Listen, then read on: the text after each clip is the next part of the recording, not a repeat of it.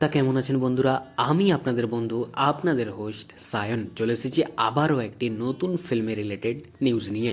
তো চলুন ভিডিওটি শুরু করা যাক।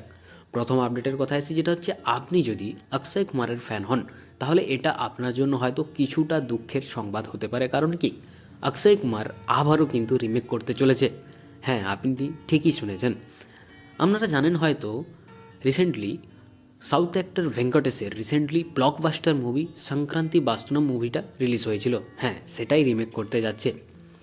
এই সিনেমাটা ডাইরেক্ট করবে আনিস বাজমি, এবং এই সিনেমাটিতে অক্ষয় কুমারের বিপরীতে দুটো ফিমেল লিডিং ক্যারেক্টার থাকবে।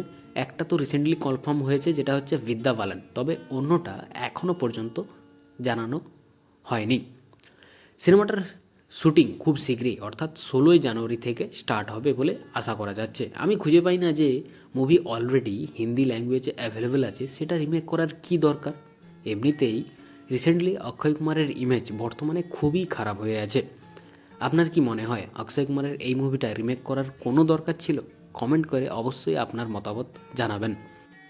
পরবর্তী আপডেটের কথা আসি, যেটা হচ্ছে ধুরন্ধর সিনেমাকে নিয়ে, যেটা কিন্তু এই মুহূর্তে বক্স অফিসে একটার পর একটা রেকর্ড ভেঙে চুরমার করে দিচ্ছে, এবং যেটা ওভারসিজ এবং ইন্ডিয়াতেও দর্শকরা দারুণভাবে পছন্দ করছে কিন্তু এই সিনেমাটাকে। রিসেন্টলি ইউনিয়ন টেরিটরি অফ লাদাখের গভর্নর কর্তৃপক্ষ এই সিনেমাটাকে কিন্তু পুরোটাই ট্যাক্স ফ্রি ঘোষণা করেছে, এবং যেটা কিন্তু টুইটার হ্যান্ডেলের মাধ্যমে বিষয়টি শেয়ার করেছেন। ধুরন্ধর সিনেমাটা আজ অর্থাৎ 28 দিনে এসে সারা বিশ্বব্যাপী থেকে ইনকাম করেছে এখনও পর্যন্ত 1187,71,00,00,000 টাকা। এবং আপনারা জানলে অবাক হবেন, রিসেন্টলি জওয়ান সিনেমার বক্স অফিস কালেকশন অতিক্রম করে ইন্ডিয়ার মধ্যে 6th হাইয়েস্ট গ্রসিং ফিল্ম হয়ে দাঁড়িয়েছে ধুরন্ধর।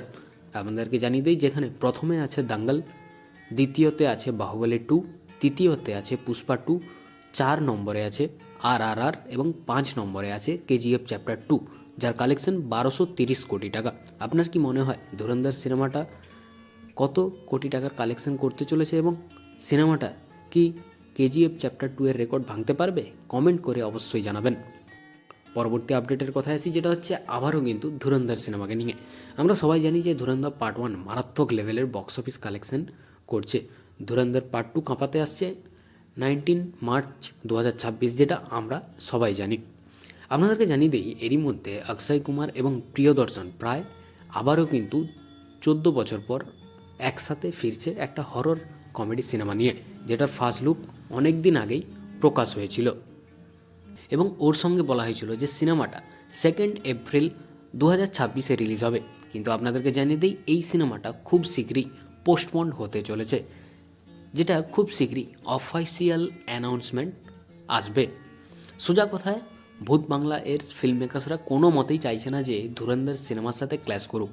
কারণ কি, যে সিনেমাটা 28তম দিনে এসেও ডবল ডিজিট কালেকশন করে যাচ্ছে, সেই সিনেমার সঙ্গে কিভাবে পাঙ্গা নেওয়া যায়, তাই স্বাভাবিকভাবেই ভূত বাংলা পোস্টপন্ড হতে যাচ্ছে।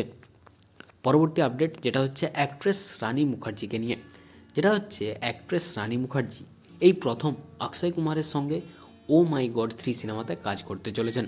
বলিউড ফিল্ম ইন্ডাস্ট্রির ইতিহাসে এই ফার্স্ট অক্ষয় কুমার এবং রানী মুখার্জি প্রথমবার স্ক্রিন শেয়ার করতে চলেছেন, যেটা কিন্তু অডিয়েন্সদের কাছে একটা দারুণ ব্যাপার হয়ে উঠবে বলে জানা যাচ্ছে।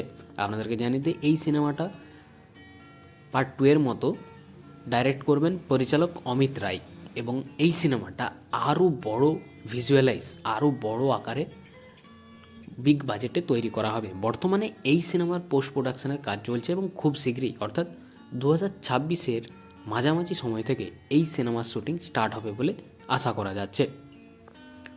পরবর্তী update and the last update of this video, যেটা হচ্ছে 2025 সালের বিজয় দেবরকোন্ডার কিংডম মুভিটি রিলিজ হয়েছিল, কিন্তু বক্স অফিসে সেটা তেমন একটা ভালো পারফর্ম করতে পারেনি, এবং তখন ফিল্ম মেকার্সরা একটা হিন্ট দিয়েছিল যে এই সিনেমার পরবর্তী পার্ট অর্থাৎ পার্ট 2 আসতে চলেছে, কিন্তু তা বর্তমানে এখন পুরোপুরিভাবে সেলফ হয়ে যাচ্ছে, অর্থাৎ পুরোপুরিভাবে বন্ধ হয়ে যাচ্ছে, যেটা কিন্তু আর হচ্ছে না। এবং যেটা কিংডম মুভির প্রডিউসার অর্থাৎ নাগা ভামসি এই নিউজটা কনফার্ম করেছেন রিসেন্টলি। এই নিউজটা বিজয় দেবরকোন্ডার ফ্যানেদের মধ্যে কিন্তু একটা হতাশ সৃষ্টি করেছে।